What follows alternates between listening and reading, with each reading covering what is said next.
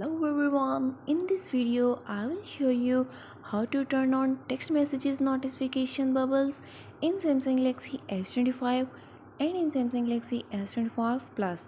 Before starting this video, please subscribe for more videos and watch complete video.